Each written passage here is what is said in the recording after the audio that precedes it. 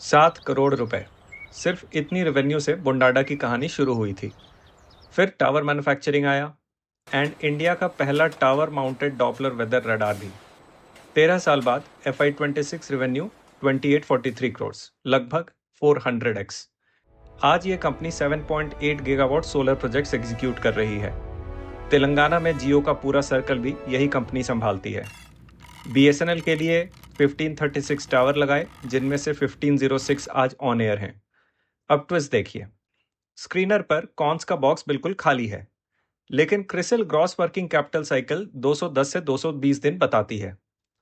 तो ये 400x growth compounding engine है या कैश हंग्री साइकिल? चलिए स्केल के 5 पिलर्स पर एविडेंस से टेस्ट करते हैं। बॉन्डाडा इंजीनियरिंग को हमने रैंडमली चूज नहीं किया। ये हमारे energy deep dive part 2 exercise का एक आउटपुट थी। आज उसी कंपनी को कंप्लीट स्केल फ्रेमवर्क से डिटेल में टेस्ट करेंगे।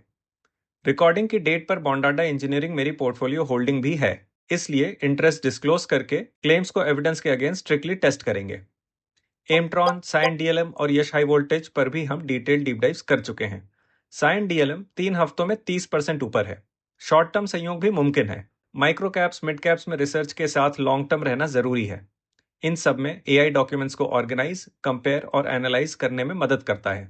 वेरिफिकेशन, अजम्पशंस और फाइनल जजमेंट की रिस्पॉन्सिबिलिटी मेरी रहती है। अगर आप एआई के थ्रू माइक्रो कैप और स्मॉल कैप कंपनीज को डॉक्यूमेंट से डिटेल में समझना चाहते हैं तो चैनल सब्सक्राइब कीजिए। 400x ग्रोथ सिर्फ हेडलाइन है, जवाब प्रोसेस से आएगा। जवाब के लिए con call, screener documents, presentations और एक्सचेंज फाइलिंग्स को एक साथ रखना पड़ेगा। फिर हर स्केल पिलर को अलग क्वेश्चन से टेस्ट करना पड़ता है। हर पिलर SCALE अलग रन हुआ। पूरा तरीका डिटेल में साइन डीएलएम और एमट्रॉन एपिसोड्स में है। प्रोसेस वही है, क्लेम अलग, एविडेंस अलग, जजमेंट सबसे आखिर में। ये एविडेंस डॉक्यूमेंट उसी रन का आउटपुट है, हर पिलर अपनी अलग फाइल में। अब समझते हैं बॉन्डाडा एक्चुअली करती क्या है। कंपनी की रूट्स टेलीकॉम इंफ्रास्ट्रक्चर में है, टावर्स, फाइबर, फील्ड एग्जीक्यूशन और ऑपरेशंस एंड मेंटेनेंस। ये बात एनुअल रिपोर्ट में लिखी हुई है। एनुअल रिपोर्ट के उस हाइलाइटेड सेक्शन में आप ये खुद पढ़ सकते हैं। इसी एग्जीक्यूशन बेस को बॉन्डाडा ने रिन्यूएबल एनर्जी में स्केल किया। सोलर प्रोजेक्ट्स में site development, structures, electrical works, installation, commissioning और ONM तक का काम। सप्लाइड स्क्रीनर डिस्क्रिप्शन के मुताबिक FY26 रेवेन्यू का लगभग 79% रिन्यूएबल एनर्जी से लिंक्ड था। BESS या बैटरी एनर्जी स्टोरेज सिस्टम्स इसी चेन का नेक्स्ट लेयर है। रिन्यूएबल पावर को स्टोर करके ग्रिड को ज्यादा रिलायबल बनाना। यही बिजनेस मॉडल बदलता है। EPC और एसेट ओनरशिप एक जैसे नहीं होते। EPC में कंपनी बिल्ड करती है, बिल करती है, फिर कलेक्ट करती है। IPP या BOO में कैपिटल पहले लगता है, एसेट ओन होता है, कैश कई सालों में आता है। रेलवेज, डेटा सेंटर्स और डिफेंस नए ऑप्शंस हैं, बट अभी कोर बिजनेस जितने प्रूवन नहीं। असली टेस्ट यही है, क्या एक एग्जीक्यूशन प्लेटफॉर्म इतनी डायरेक्शंस में स्केल कर सकता है बिना कैश और कंट्रोल खोए? इस सवाल को मैं 5 पिलर्स में तोड़ता हूं। Pillar 1, small but seasoned, listed history से पहले का operating proof. SME listed company, लेकिन ग्राउंड पर 16,000 से ज्यादा टेलीकॉम साइट्स। एस का सवाल है, बोंडाडा जनरली सीजन्ड है या रीसेंट सोलर साइकिल ने साइज बढ़ाया है? सबसे पहले कंपनी का अपना प्लेटफॉर्म स्लाइड, ऑपरेटिंग रिकॉर्ड एक फ्रेम में। कंपनी 2012 से काम कर रही है, पैन इंडिया प्रेजेंस और 2,500 से ज्यादा एम्प्लॉइज के साथ। अब सोलर बूम से पहले का प्रूफ, FY25 एनुअल रिपोर्ट का टेलीकॉम रिकॉर्ड। इसमें 1536 करोड़ का BSNL ऑर्डर, 1762 साइट्स और रिपोर्टिंग डेट तक 85% कंप्लीशन डिस्क्लोज था। साथ में जियो का 3 ईयर ONM कॉन्ट्रैक्ट और 99.92% network up time. Company claim के बाद इंडिपेंडेंट चेक, क्रिसिल का रेटिंग रैशनल। इसमें 16,000 से ज्यादा टेलीकॉम साइट्स और 2 डिकेड्स का प्रमोटर एक्सपीरियंस का जिक्र है। सीजनिंग का अगला टेस्ट करंट डिलीवरी है, अप्रैल 2026 की एक्सचेंज फाइलिंग। अप्रैल 2026 में 107.7 megawatt peak commissioning current delivery का टेंजिबल प्रूफ है, लेकिन स्केल कॉम्प्लेक्सिटी भी लाता है। ग्रुप में करीब 9 सब्सिडरीज और प्रोजेक्ट SPVs हैं। स्पेशलाइजेशन का फायदा है, हर वर्टिकल को डेडिकेटेड स्ट्रक्चर मिलता है, लेकिन फंडिंग, कंसोलिडेशन और कंट्रोल कॉम्प्लेक्सिटी भी बढ़ती है। एविडेंस 6 का डॉक्यूमेंट 1 बिजनेस हेड्स का स्लाइड है। हर वर्टिकल का अपना डेडिकेटेड हेड रखा गया है। डॉक्यूमेंट 2 कॉन कॉल का डिलीजेंस हिस्सा है।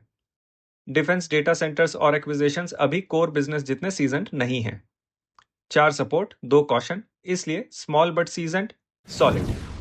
टेलीकॉम का पुराना एक्सपीरियंस और करंट रिन्यूएबल डिलीवरी इसका स्ट्रॉन्गेस्ट प्रूफ है, लेकिन नए वर्टिकल्स और ग्रुप की कॉम्प्लेक्सिटी अभी फुली सीजन नहीं है।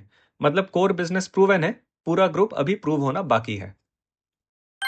स्केल फ्रेमवर्क का दूसरा पिलर अब शुरू होता है। अब पिलर 2 कैटेगरी टेलविंड, क्या डिमांड का रनवे जेन्युइनली स्ट्रांग है? बॉन्डाडा के सामने 3 डिमांड इंजन है, रिन्यूएबल्स, स्टोरेज और digital infrastructure. Engine 1 solar build out. Company presentation के मार्केट एस्टिमेट में इसके मुताबिक इंडियन सोलर कैपेसिटी FY26 के 150 गीगावाट से FY30 तक 250 गीगावाट जाती है। दूसरा डॉक्यूमेंट Q4 कॉन कॉल है, जहां मैनेजमेंट देश की पूरी पावर रिक्वायरमेंट समझाता है। आज रिक्वायरमेंट 240 गीगावाट है और 2036 तक 700 गीगावाट होने की उम्मीद है। गार्डरेल याद रखिए, ये मार्केट कॉन्टेक्स्ट है, बोंडाडा की रेवेन्यू गाइडेंस नहीं।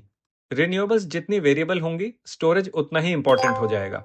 एविडेंस 2 है इकोनॉमिक सर्वे, जहां इंडिया की स्टोरेज रिक्वायरमेंट दी गई है। इसके मुताबिक इंडिया को 2031-32 तक करीब 411 गीगावाट आवर स्टोरेज चाहिए होगा, और बोंडाडा के लिए ये सिर्फ प्रेजेंटेशन का टैम नहीं है। एविडेंस 3 है exchange filing. NTPC renewable energy ने बोंडाडा को बैटरी ऑर्डर दिया है। ये खावड़ा सोलर पार्क में 100 मेगावाट आवर फ्लो बैटरी का ईपीसी पैकेज है।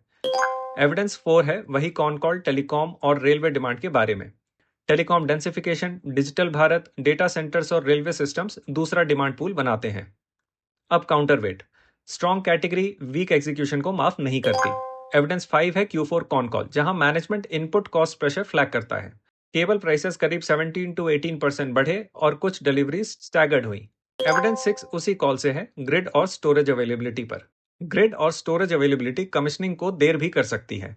बड़ा मार्केट भी अनइवन कैश फ्लो और मार्जिन्स दे सकता है। 4 सपोर्ट 2 कॉशन, इसलिए category Tailwind strong.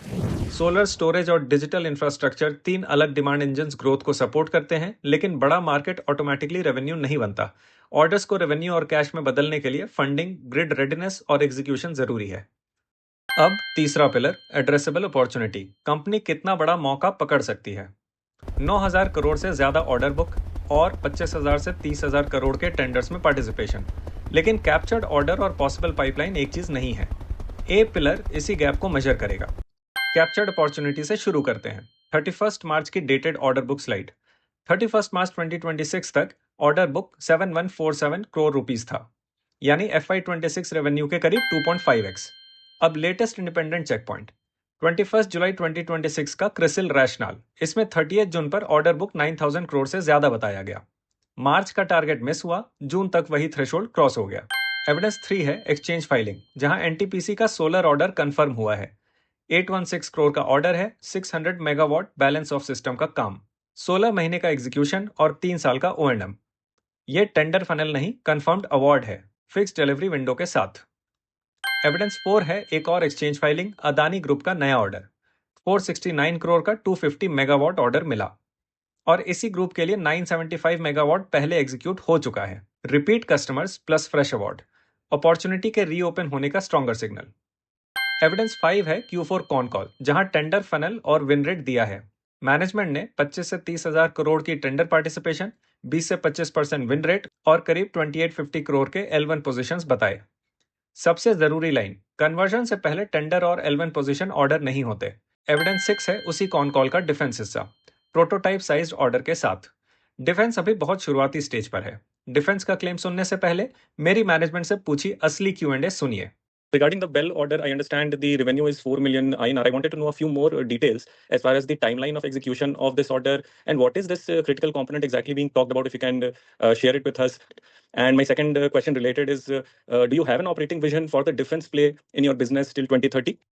The first question, the timeline is the execution time is another 3 months for it. We will be supplying the item in the next 3 months. And coming to the component, this is for a missile, a critical component for missile, which till the time the trials of the missile are executed, we wouldn't like to reveal exactly the component, which we are bound by an NDA with Bell. On successful completion of trials, there will be regular production, mass production for this. So there will be the requirement of multiples and for this particular component. So that is that. And we are going to add a similar more such products in the next few years to come. In our product line for defense, we also have like subsystems and also in the pipeline. So by about 2030, if you're talking about by 2030, we may also roll out a few products actually for direct use by defense forces, as well as subsystems for defense. Yes. Active investor के तौर पर मैं ज्यादातर con calls खुद attend करने की कोशिश करता हूं। जहां जरूरत लगे मैं मैनेजमेंट से रेलेवेंट सवाल भी पूछता हूं। आप भी कॉल सुनिए, डिस्क्लोजर्स पढ़िए और जरूरत पर अपने सवाल पूछिए। ऐसी क्वालिटी रिसर्च और प्रेजेंटेशन में मेरे एंड पर काफी टाइम और एफर्ट लगता है। अगर कंटेंट यूजफुल लगे तो चैनल को जरूर सब्सक्राइब कीजिए। आज का हार्ड एविडेंस सिर्फ 40 लाख का प्रोटोटाइप ऑर्डर और एक ट्रायल है। रिपीट प्रोडक्शन पॉसिबल है, प्रूवन नहीं। 4 सपोर्ट, 2 कॉशन, इसलिए addressable opportunity solid. 9,000 crore order book और रिपीट कस्टमर ऑर्डर्स अपॉर्चुनिटी को रियल बनाते हैं, लेकिन 25 से 30,000 करोड़ टेंडर पाइपलाइन का बड़ा हिस्सा अभी कंफर्म्ड ऑर्डर नहीं है। डिफेंस भी प्रोटोटाइप स्टेज पर है, अपॉर्चुनिटी बड़ी है, कन्वर्जन अभी प्रूव होना है। अब तक एस सॉलिड, सी स्ट्रॉन्ग और ए सॉलिड। लीडरशिप और इकोनॉमिक्स अभी खुले हैं और वही इन्वेस्टिबिलिटी तय करेंगे। अब पिलर 4 लीडरशिप क्वालिटी पहले कंपनी के अपने डॉक्यूमेंट से देखते हैं। एक इम्प्लाइड रेवेन्यू टारगेट करीब 6.5% मिस हुआ। ऑर्डर बुक टारगेट मार्च में 16 से 21% मिस हुआ। फिर जून तक रिकवर भी हुआ। लीडरशिप का टेस्ट इसी पैटर्न में है, प्रॉमिस मिस रिस्पॉन्स। हर मैनेजमेंट क्लेम को डेटेड डॉक्यूमेंट और रिपोर्टेड आउटकम के सामने रखेंगे। मैनेजमेंट ने 1216 करोड़ को FY26 टारगेट का करीब 40% बताया था। इम्प्लाइड टारगेट करीब 3040 crore. Reported FY26 revenue 2842 crore, implied target के करीब 6.5% कम। एविडेंस एक है Q2 कॉन कॉल, जहां मार्च 2026 का ऑर्डर बुक टारगेट रखा गया। मैनेजमेंट ने 8500 से 9000 करोड़ की बात की थी। रिपोर्टेड नंबर्स 7147 करोड़ था, उस रेंज से करीब 16 से 21% कम। मार्च चेक पॉइंट मिस हुआ, जून तक 9000 करोड़ प्लस क्रॉस हो गया। एविडेंस 2 है Q4 कॉन कॉल, जहां ऑपरेटिंग कैश फ्लो की वापसी बताई गई। FY26 ऑपरेटिंग कैश फ्लो करीब 125 करोड़ पॉजिटिव था। डायरेक्शनल प्रॉमिस डिलीवर हुआ। एविडेंस 3 उसी कॉल से है, स्टोरेज बिट्स छोड़ने के फैसले पर। अनइकोनॉमिक स्टोरेज बिट्स छोड़ना ग्रोथ से ज्यादा डिसिप्लिन को प्रायोरिटी देना है। एविडेंस 4 भी उसी कॉल का है, मार्जिन प्रेशर पर खुली बात का। केबल और स्टील का प्रेशर पर उन्होंने खुलकर बात की। 3 सपोर्ट, 1 कॉशन। रिकॉर्ड मिक्स्ड है, एक्सपीरियंस्ड और प्रैग्मेटिक, पर टारगेट डिलीवरी कंसिस्टेंटली क्लीन नहीं है। अब कंपनी के क्लेम्स को इंडिपेंडेंट पब्लिक सोर्सेज से क्रॉस चेक करते हैं। यही चौथा पिलर है। अब इसका दूसरा स्टेज शुरू होता है। पिलर 4 का स्टेज 2 रिकॉर्ड को पब्लिक सोर्सेज से वेरीफाई करते हैं। डेटेड मार्केट कैप करीब 3328 करोड़, लेकिन हिस्सेदारों से 10,000 करोड़ तक उधार लेने की अनुमति मांगी गई है। इसका मतलब उधार लिया नहीं गया, सिर्फ लेने की छूट मांगी गई है। स्टेज 2 का सवाल स्कैंडल ढूंढना नहीं, सवाल है क्या कंट्रोल्स एम्बिशन के साथ स्केल हुए। एविडेंस 1 इंडिपेंडेंट चेक है क्रिसिल से, जुलाई 2026 का रेटिंग रैशनल। इसमें 30 जून पर 9000 करोड़ से ज्यादा ऑर्डर्स हैं, जमे हुए कस्टमर रिलेशनशिप्स और 2 डिकेड्स का प्रमोटर एक्सपीरियंस दर्ज है। एविडेंस 2 उसी रिपोर्ट का हिस्सा है, कॉन्सेंट्रेशन के बारे में। वही रिपोर्ट कॉन्सेंट्रेशन और वर्किंग कैपिटल इंटेंसिटी भी बताती है। गार्डरेल, क्रेडिट व्यू को इक्विटी इंडोर्समेंट मत समझिए। एविडेंस 3 है 2023 का IPO प्रोस्पेक्टस, उसका रिस्क फैक्टर 21। इसमें पुराने सेक्रेटेरियल और रेगुलेटरी फाइलिंग नॉन कंप्लायंसेस दर्ज हैं, जिनमें देरी और रिकॉर्ड डिस्क्रिपेंसी शामिल हैं। ये सब IPO से पहले डिस्क्लोज किए गए थे। ये फ्रॉड का प्रूफ नहीं, ये हिस्टोरिकल कंट्रोल वीकनेस का डिस्क्लोज्ड सिग्नल है। एविडेंस 4 है पोस्ट अर्निंग्स कॉल का ट्रांसक्रिप्ट, सेगमेंट रिपोर्टिंग के सवाल का। एक इन्वेस्टर ने सवाल उठाया, मैनेजमेंट ने रीचेक किया और उसके बाद रिवाइज्ड FY26 रिजल्ट्स फाइल हुए। करेक्शन पॉजिटिव है, ओरिजिनल इनकंसिस्टेंसी फिर भी अकाउंटेबिलिटी रिकॉर्ड का हिस्सा है। अगला अकाउंटेबिलिटी टेस्ट कैपिटल एलोकेशन है। एविडेंस 5 है बोर्ड का एक्सचेंज फाइलिंग बोरोइंग पावर्स पर। बोर्ड ने 10,000 करोड़ तक बोरोइंग की शेयर होल्डर अथॉरिटी मांगी और अलग से 500 करोड़ तक डिबेंचर्स की भी। छूट मिलना उधार लेना नहीं होता, तो देखिए ये छूट असली प्रोजेक्ट्स में कहां पहुंचती है। इसी के साथ 2 बेस्ट प्रोजेक्ट्स की फंडिंग स्टेटस देखना जरूरी है। तमिलनाडु का 400 megawatt hour project financially closed है। कैनरा बैंक ने 398.55 करोड़ सैंक्शन किए हैं, लेकिन आंध्रा का 450 मेगावाट आवर अभी फंडेड नहीं हुआ है। एविडेंस 6 है Q4 कॉन कॉल, जहां FY27 का एक्सपेक्टेशन दिया गया है। मैनेजमेंट ने FY27 में 60 to 70% ग्रोथ की उम्मीद जताई है, रेवेन्यू और प्रॉफिट दोनों में। इस एक्सपेक्टेशन को सच बनाने के लिए डिलीवरी, कैश कन्वर्जन और फंडिंग डिसिप्लिन तीनों साथ चाहिए। 2 सपोर्ट, 4 कॉशन, इसलिए लीडरशिप क्वालिटी मिक्स्ड। मैनेजमेंट का एक्सपीरियंस और कस्टमर ट्रस्ट पॉजिटिव है, लेकिन पुरानी फाइलिंग की प्रॉब्लम्स और रिवाइज रिजल्ट्स कंट्रोल्स पर सवाल उठाते हैं। 10,000 करोड़ तक उधार लेने की परमिशन फंडिंग डिसिप्लिन को और इंपॉर्टेंट बनाती है। ग्रोथ एम्बिशियस है, अब रिपोर्टिंग, कैश और डेट डिसिप्लिन को भी उसके साथ इंप्रूव होना होगा। स्केल फ्रेमवर्क का पांचवा और आखिरी पिलर अब सामने है। अब pillar 5, economics and entry. Profit cash में बदल रहा है या नहीं? FY26 profit after tax 211 crore, operating cash flow करीब 125 करोड़, हर ₹1 की प्रॉफिट पर सिर्फ 0.59 रुपीज कैश। इकोनॉमिक्स का रियल टेस्ट इसी गैप से शुरू होता है। दो लेंसेज हैं, बिजनेस कैश में कितना कन्वर्ट करता है और प्राइस रिस्क के लिए कितनी जगह छोड़ता है। एविडेंस 1 है स्क्रीनर का profit and loss statement. FY26 revenue करीब 2843 करोड़ रहा, ऑपरेटिंग प्रॉफिट 327 करोड़ और profit after tax 211 crore. Operating margin करीब 11% था, return on capital 38.7%। Past return ratios को फॉरवर्ड गारंटी मत समझिए। अब प्रॉफिट से कैश पर आइए। पिक्चर कम क्लीन है। एविडेंस 2 है स्क्रीनर का cash flow statement. FY26 cash from operations करीब 125 करोड़ था, यानी रिपोर्टेड प्रॉफिट के करीब 59%। फ्री कैश फ्लो FY25 के -193 करोड़ से करीब 84 करोड़ पर आया। डायरेक्शनली इंप्रूव हुई, क्वालिटी अभी नॉर्मलाइज नहीं हुई है।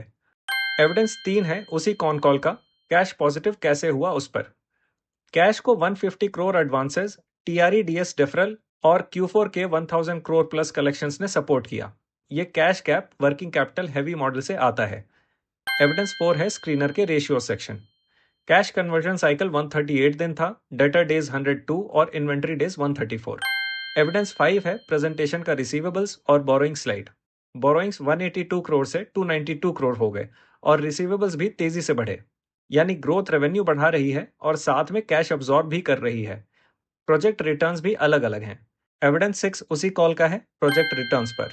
मैनेजमेंट ने BESS का IRR 12 to 13% बताया और सोलर IPP का IRR 17 to 18% बताया।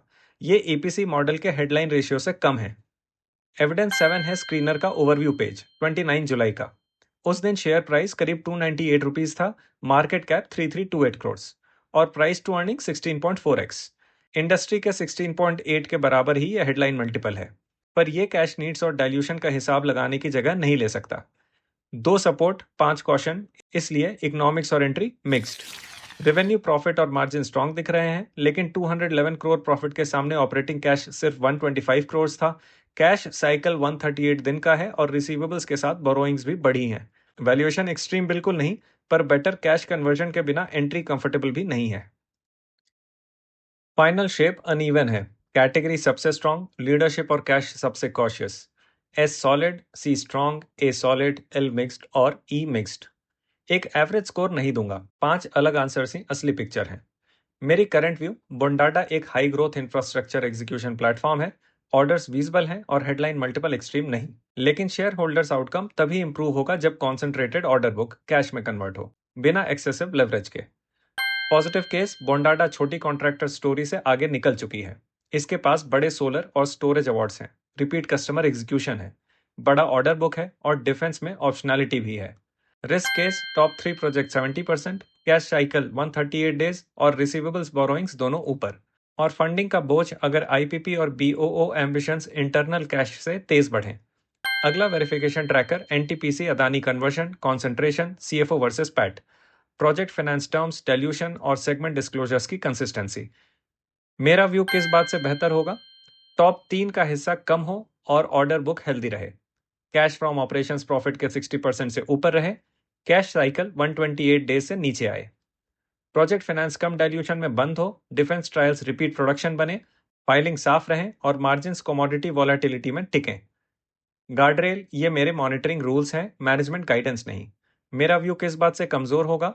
लगातार प्रोजेक्ट्स डिले, कॉन्सेंट्रेशन 70% से ऊपर बना रहे, रिसीवेबल्स और बोरोइंग्स रेवेन्यू से तेज बढ़े, लंबे प्रोजेक्ट्स के लिए भारी डाइल्यूशन या लेवरेज, कोई रिपीट डिफेंस ऑर्डर ना आए और एक और रिपोर्टिंग रिविजन हो। ये सर्टेनिटी स्टोरी नहीं, हाई ग्रोथ एग्जीक्यूशन स्टोरी है। इसलिए एनालिसिस का फोकस ग्रोथ के साथ कैश कन्वर्जन और फंडिंग पर भी रहना चाहिए। डाइवर्सिफिकेशन रिस्क मिटाती है, एक गलती का पोर्टफोलियो इंपैक्ट कम करती है। आपका व्यू किस एविडेंस से बदलेगा? कैश कन्वर्जन, कॉन्सेंट्रेशन, फंडिंग या defence repeat order?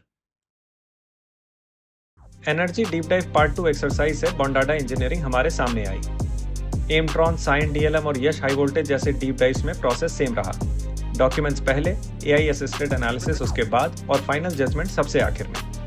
AI organise, compare और एनालाइज करता है। वेरिफिकेशन और रिस्पॉन्सिबिलिटी इंसान की रहती है।